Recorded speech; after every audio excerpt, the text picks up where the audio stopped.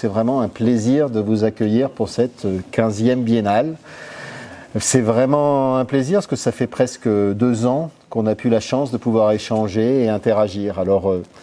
ce congrès, j'espère, sera un grand succès. Ce qui est certain, si c'est un succès, c'est grâce aux efforts de nombreux de Public Création qui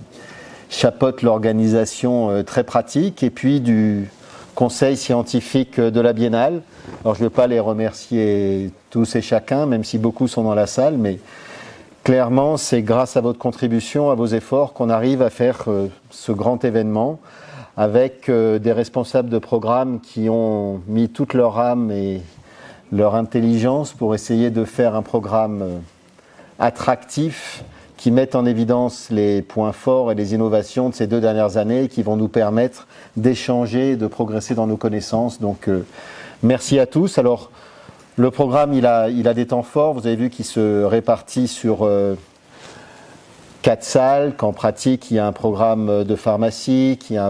est dédié aux pharmaciens, mais pas que, et nombreux oncologues ou spécialistes qui utilisent les médicaments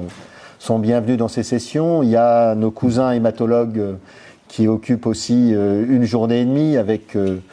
une activité spécifique d'hématologie, mais où tout le monde est bienvenu. Vous avez la pédiatrie, vous avez aussi une session start-up qui a été nettement réduite parce que difficile de traverser les frontières et qui se passait en anglais, mais dans le contexte actuel, on est obligé de la réduire. Et puis 3 salles d'oncologie sur ces 3 jours, avec quelques temps forts, notamment le cocktail avec la remise des prix, qui est toujours un événement avec en général quelques guest stars qui marquent cet événement. Donc je vous invite tous pour le jeu d'histoire à ce cocktail en insistant sur un point, c'est que contrairement aux années précédentes, on ne pourra pas être debout avec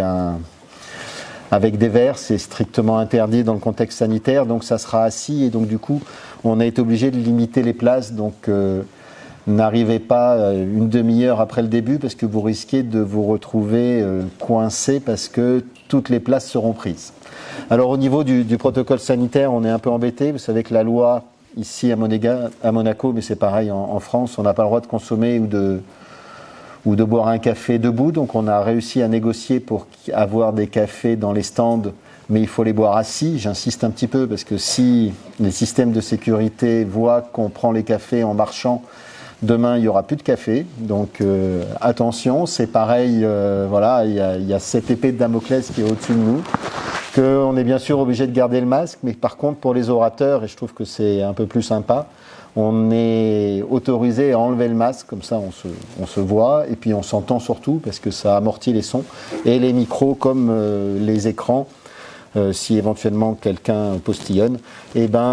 sont nettoyés entre chaque orateur, donc comme ça on fait prendre ou courir de risque à personne. Voilà un petit peu les grands points. Alors il y a ces contraintes, on les vit tous au quotidien, mais bon, normalement on devrait faire un événement fort qui devrait nous marquer, qui devrait être intéressant, qui devrait nous faire progresser. Et à titre personnel, je veux vraiment vous remercier d'avoir fait l'effort de venir. Merci à tous.